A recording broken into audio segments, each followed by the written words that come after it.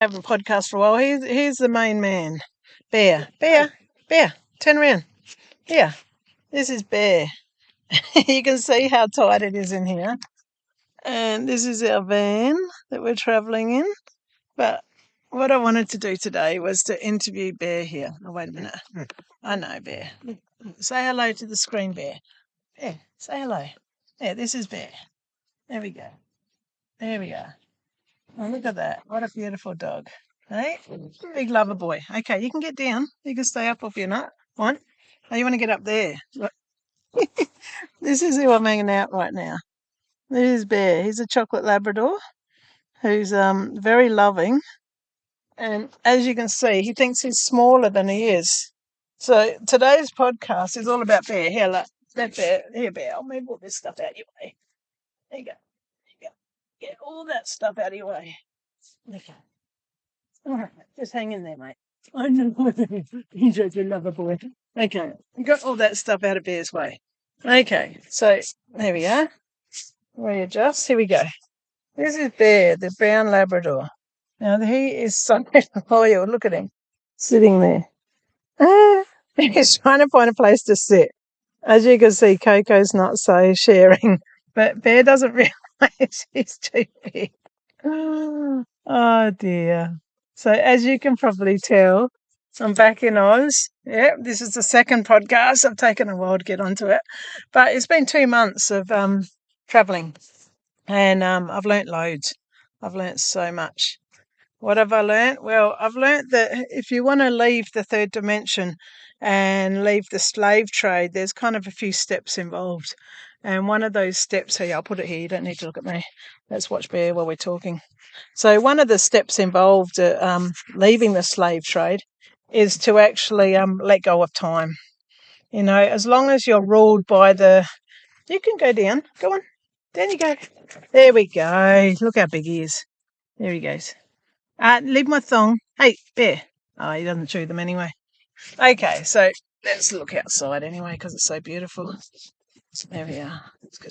Okay, so as long as we're living our life according to the linear time, we're going to be still caught up in the slave trade in the third dimension, because the linear time is what holds the third dimension in its own reality. And so what I've noticed with traveling is the more I let go of time and just find myself in moments and are able to bring my senses into that exact moment, the more endless, infinite opportunities become available. As soon as my logical mind tries to fix things back into a linear time frame, I find the stresses and the whole old conditioned way of thinking returns with it. And so obviously that's really tricky for someone to do who's got a mortgage to pay, kids to bring up, bills to pay, whatever. You know, that's just not a realistic possibility. So what I'm going to do on my travels, I've still got 1 year and 10 months to go, haven't had 2 months away, is I'll continue to explore the labyrinth of the dimensions and find out what other elements can be used to move into a higher frequency, you know, with everyday life. But to do that, I kind of need to go past the boundaries first. So I know I told you originally I was going to do monthly podcasts. Well, you know, that means that I've got to have a time frame, and the journey I'm on doesn't allow for that time frame. So anyway, that's enough of that. What else have I discovered? I've discovered that I've discovered that we've divided, that humanity has now divided. And if I had to pinpoint when that happened, I'd say it was probably that Capricorn full moon, Cancer sun, Capricorn full moon we had. And that's when the divide happened. If you hadn't already chosen to take on this new evolutionary consciousness that we've been delivered, then what would have happened is you would have stayed in the 3D. For those of us that had consciously taken on that new consciousness, and how do you know if you've taken on that new consciousness? Well, in the new consciousness, we're aware of ourselves if we start to project our own stuff onto others. It doesn't mean we don't project, but it means that we're aware if we do project.